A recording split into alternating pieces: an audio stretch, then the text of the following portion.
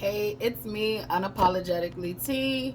As you can see, I got some rest. I hope you can see it, but yeah, I got some rest, and this has to be like my favorite part about not having the car.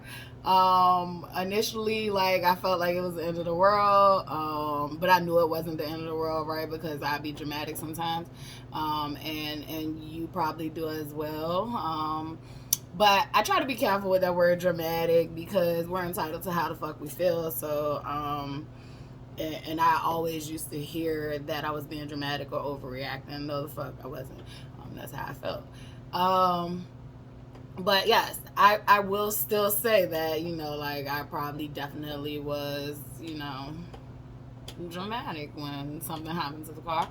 But I can only see what was in front of me. I'm actually, thankful and grateful today that, I have not had the car because with the car I have always felt like, I gotta do this and I gotta do that and I gotta do this. And man, I really ain't gotta do none of that shit. I'm just telling myself what I gotta do.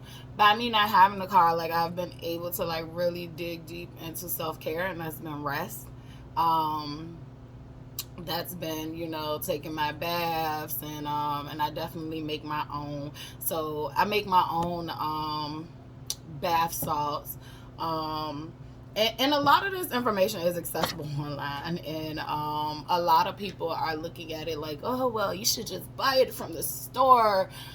Yeah, and it has so many chemicals and all that stuff in it, and like you could just literally buy the products and mix your own shit, and you know have fun with it. So like for me, I'm just gonna share. I have my own recipe. You can figure out your own recipe, but I have a bath salt that I like to soak in, which is part Epsom salt, part sea salt. You can use sea salt, Himalayan salt, whichever one is your favorite. I like sea salt, so I use sea salt. I use mugwort. You can boil the mugwort and just put it in the bath, or you could use the mugwort in the actual scrub. I will tell you, if you use the actual mugwort in the scrub, that it is a mess to clean up, and I'm not sure what it does with your septic tank, so you might want to check into that. But I think it's much more easier to actually like boil the mugwort and put it in your bath.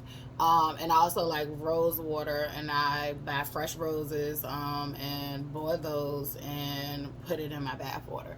So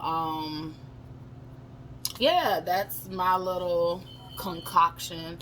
Um, Excuse me, some people look at it like it's witchcraft. I look at it like my baths be divine as I don't know what, and I be shedding all that energy that I done got from the world, right in that drain. So yeah, that's something like my self-care. And I do know, like, my whoever God sends me to be like my divine counterpart, like he's gonna love that I have this scrub recipe, because the shit feels so good. It's definitely a detox, and I had to work with what I liked and making my concoction. I will say be careful because you're dealing with you're still dealing with chemicals, right? So even though I said, you go to the store, you really don't know what you're getting when you go to the store besides the ingredients they put on the package. I try to get as raw to the real thing as I can, but you're still, regardless, you're still dealing with chemicals when you're dealing with salt. Like periodic table, like y'all got to get back into learning, these elements and stuff, because they are natural to the earth. And so like Epsom salt and salt, you have to be careful. I would Google and make sure that you're not off balancing that, because that could cause a chemical burn or a reaction. So just be careful with that.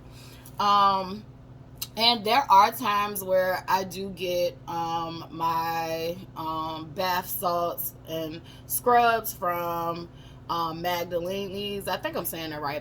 Magdalene's Botanica.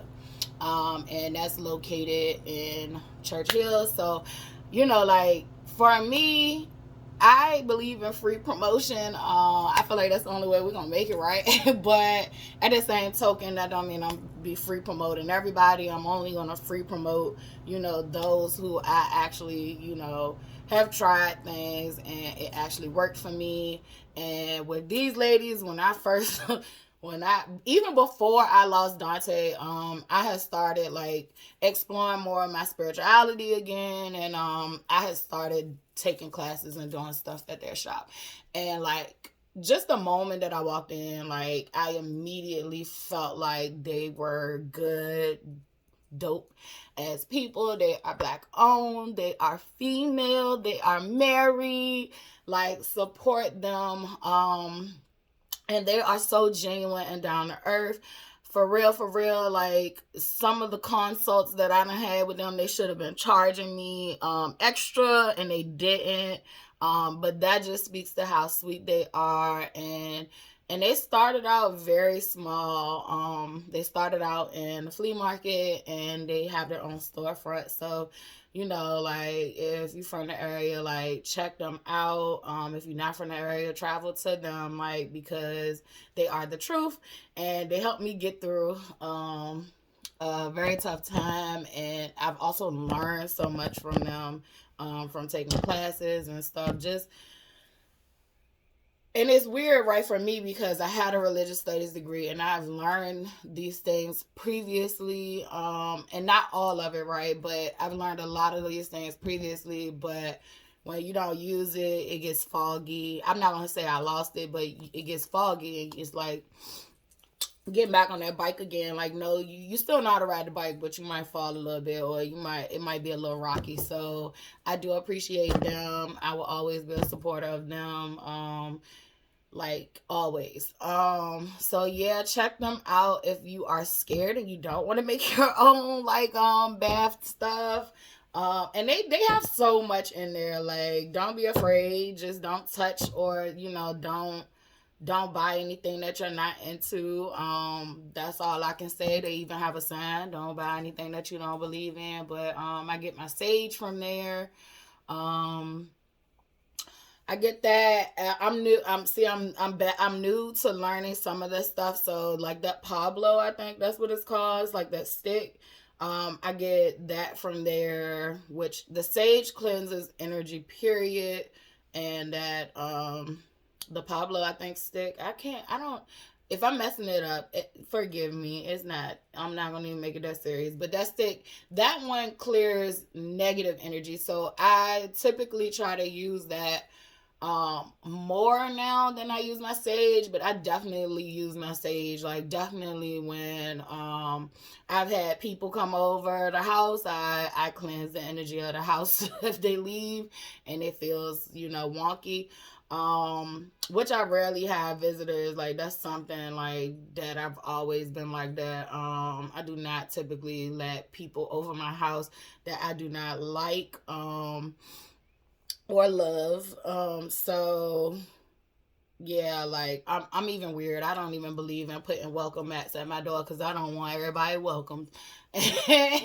And so, but typically, like sometimes you have large family events, and like you want to clear the air, or you just have that one person that even was your friend or your loved one. They bought some weird shit in your house because they had a weird encounter with somebody else, and the energies jump and transfer. So I definitely use that to cleanse my house. When I take my baths, I do use sage sometimes. Like I use sage to cleanse the bathroom. I feel like we use the bathroom, and no matter how clean you try to keep a bathroom, like there's always it's always energies and stuff in the bathroom.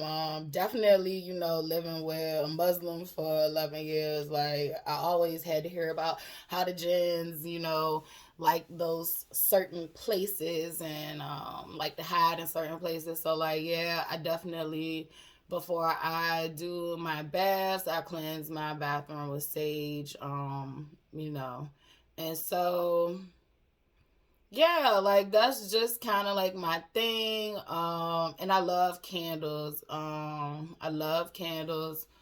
Um They also too there, like that's where I get my candles from too. Like, and I just learned that I need the big ones. I think it's about like $30 a candle, $28 a candle, but it's actually like a deal because if you go in the store and try to go into Walmart and buy pillar candles now, they're like, it's ridiculous, but it's like $10 for a 7-day candle or a 10-day candle. So I just go ahead and try to buy one that will last a long time.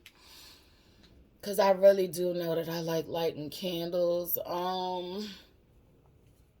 Brings me peace. But yeah, I will say, yeah, check those ladies out. They're doing such a great job. They're helping so many people. Like, check them out. It's just a vibe. It's an experience. Just going. And if you're new to this, like, you don't have to be, afraid. Just stop in there. You do not have to go, past your limits. Like, cause, there are, some dark stuff in there. And I feel like if you are not a person that is not used to darkness, like, don't fuck with the darkness.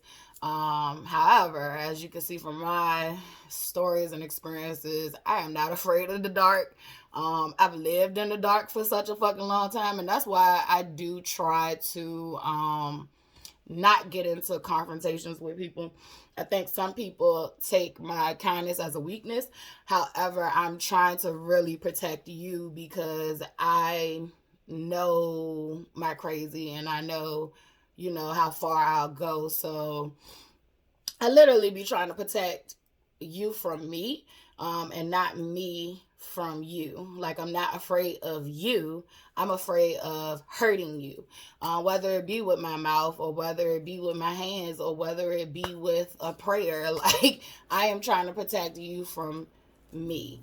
So I will say, like, treat people with kindness because you don't ever know, like, who's who.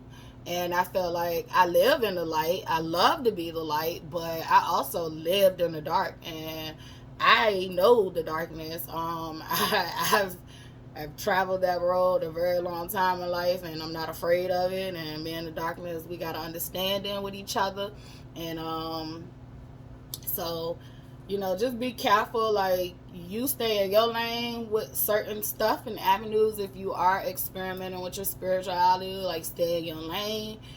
I will say, if you are trying to, tap into something that is dark, you got to give something to get. And I would just suggest you stay in a nice fairy butterfly area if that's where you are starting out. But yeah, I didn't even need a shop or, spell work or anything like that to get to know the darkness. I lived in the darkness since I could remember. Like, life has been just pure darkness for me, besides the light that, strangers and the light in myself, right? So, but I mean, I grew up with family members that showed me, life ain't shit. And I got to see a front row seat about how life won't shit for a very long time. And, I'm changing my mentality. Like, life, and I'm not going to even say I'm changing my mentality. I always had a mentality. I always had hope. I always had these ideas that this is not how life's supposed to be, but I was constantly told in my household, like, life ain't fair. You better get used to it. And I'm like, what the fuck? Like, why would we just get used to it? Why wouldn't we change it? Oh, well, it's not enough people that want to change it. And it's like, well, why wouldn't we talk about it? Let's change it. Like, so I was always taught to, this is what it is and this is what it is. Like, it's no way out of it. And, like, I'm thankful and happy I'm here today to be like, oh, no, it's a way out of it. We just too afraid to take it, and the way out of it is living in your truth. Like, you live in your truth, you figure it out. And I also like to say, I made a vision board, and on the top of my vision board it says the way to escape the labyrinth is forgiveness. Like, forgiving yourself and others for the shit that has happened to you frees your mind, for real. Like, it lifts a weight off of you, and it takes a burden off of you.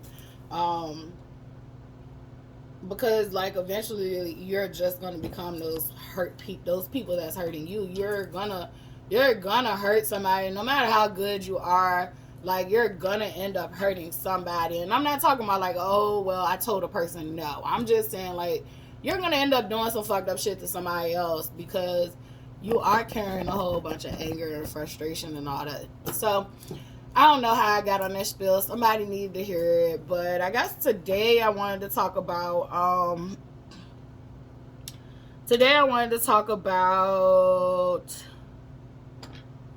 I guess maybe like early childhood. Like, I've talked about the go-kart accident and how that messed up my leg, and also how I met God while I was in the process of dying.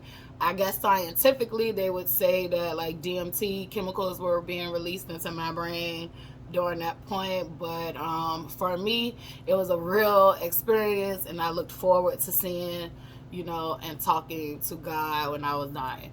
And I felt like I was dying. If you probably could see the scar when it happened, like, you would realize like that covered a big portion of my body. And at that age, like, I was very teeny tiny, ain't have like I was muscular, but I was tiny. Like, I was not I did not have like a whole bunch of weight. Like, everybody used to call me like string bean or small fry. Like, so when that happened to me, and at the age that it happened, like, that was a big percent of my body. So like, I literally could have died, if you know about burns and all that stuff.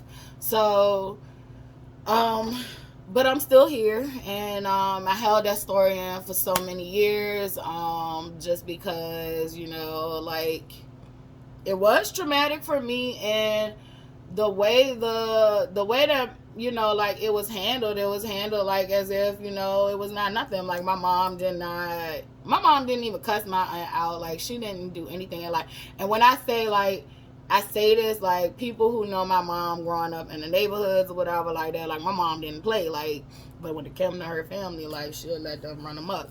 But that's another story for another day. I definitely, kind of looked at that shit like it was nothing.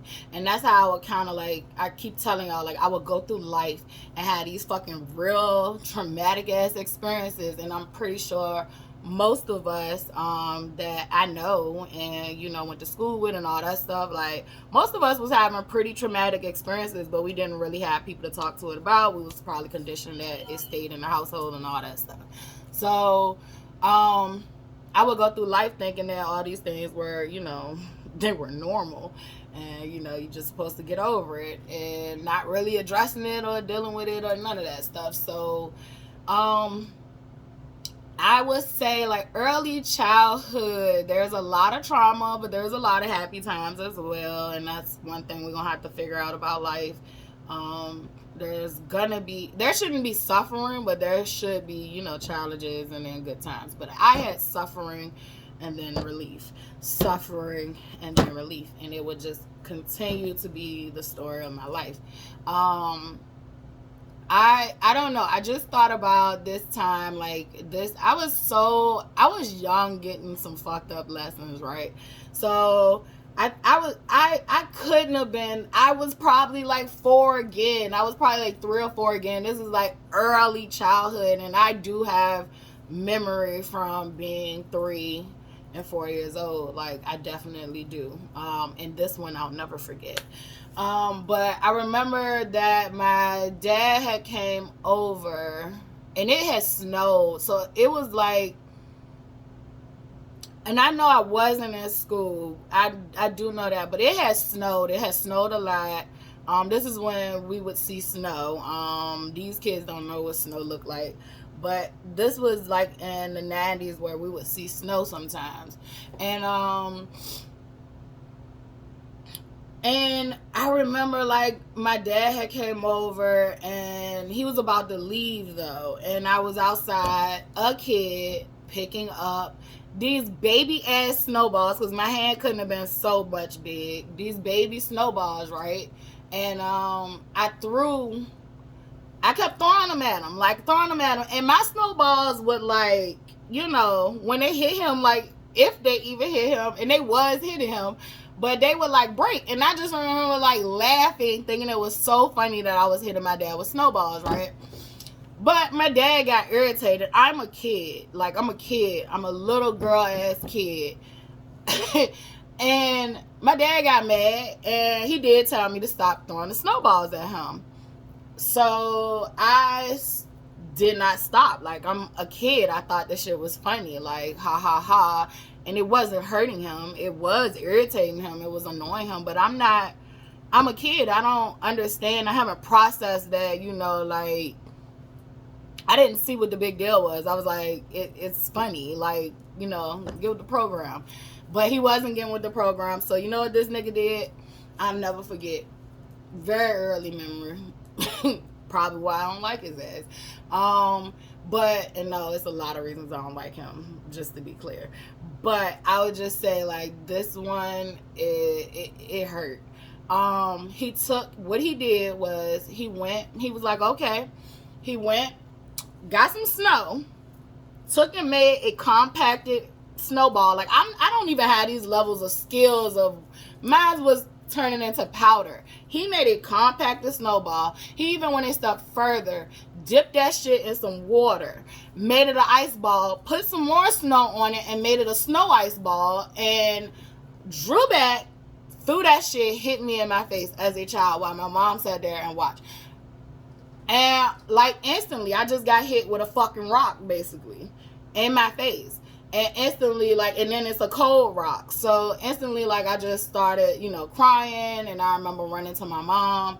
And I do remember my mom saying she wanted to beat the shit out of my father. But at the same token, she felt like I was supposed to learn this lesson about when someone say no, you know, to stop. I did learn a lesson in that when someone say no to stop, but goddamn, could y'all have taught me in a motherfucking different way? Could you have pulled me to the side and used some motherfucking words? Yes, I'm activated, because I felt like for too long, black people have excused abusing their children as a way to teach their children. I was a gentle fucking child growing up, and y'all created a monster out of me. I probably wouldn't have been this monstrous beast that I am. So I thank y'all. However, I do say that, like, I was a gentle child. You could have pulled me to the side and had a conversation with me and said, hey, no means no. When I say stop, stop. And I would have stopped. Like, I would have been able to process that more than, you know, you hauling a fucking snow ice ball in my face. So yeah, as a kid, I got like that crazy old school punishment. And there were times where, you know, that was a time where, like, he definitely, you know, he went to punishment far as, like, that was extreme, right? And then there was times that I'm gonna give my father credit that he did things that I thought was appropriate. Like, I remember one time I said the F word that is derogatory towards gay people, and which when I was growing up, that word was hurled around like it was nobody's business. Did not know the severity or the impact of it. Shit, I'm not going to even sugarcoat it. Sometimes it still comes out of my mouth because it was just so ingrained in me. But I try my best, you know, like, not to fucking say the word. However, what my dad did was he sat me down. He pulled out a dictionary and he told me to look the word up. And I looked the word up. He made me look up the word gay. And I looked the word up. And he was like, well, gay means happy. And the F word means a pile of sticks. And it was like, oh.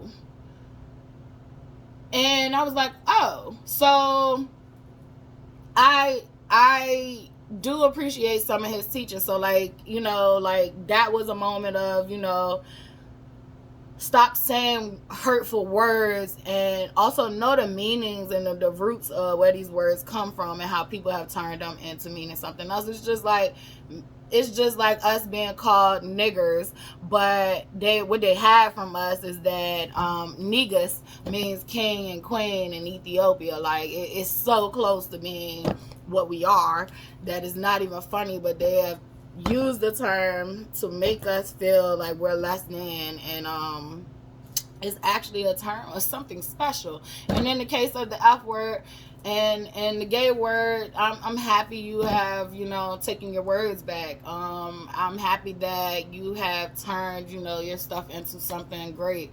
Like, for me, like, nigga does not have, like, nigga with A, not the hard R. Nigga with A does not have, like, negative stereotypes or negative connotations with me. I grew up in the 90s where that shit was retaken, reused, remixed, and we use it for something different. However, I do understand the older generation not, you know, wanting to use that. Like my mom, if my mom said the N word, like, you, and she'll say it with the hard R, and that means you done fucked up. And because she rarely ever says it, because she came back in a time where that was who wanted to be called that. But however, I do want us to know, like, these words that we're using, you know, I just took that tidbit from, see, my dad, you know, a broke clock can be right, you know, twice a day. So I just took that from him, a learning experience of how he did, you know, teach me something good. And I'll give him another one. Like, I remember there was a girl, I was young, I probably was maybe like 7 then, and there was a girl who came by, and she was a little person, but I called her a midget. And I laughed, because I had never saw a little person in person. And I don't even know if I had seen them I probably had seen them on TV, like in a movie or something, but like I had never seen a little person in person. So and I always tell y'all, like, my reactions to things is laughter. Like, that sometimes is a coping mechanism with me. In this case, I literally was tickled that I saw, you know, a little person. And, you know, I had never saw that. I didn't even really conceptualize that they existed. So, however, I'm pretty sure when she came in, it hurt her feelings, right? And then I'm a kid. So it double hurt her feelings, because kids usually have their honest, natural reactions. My dad was infuriated, and he basically was like, you know, like, he did have a conversation with me, like, you don't call them that, that's rude, and basically, like, you don't laugh at people and all that stuff. And it was my time to go home, and on my way home, like, my dad told me, well, even before I got home, my dad told me, like, I had to write 500 times, like, I would not laugh at little people. And I don't even know if they were called little people at that time. I think it was still, like, they were still being called midget, but I don't think they liked it.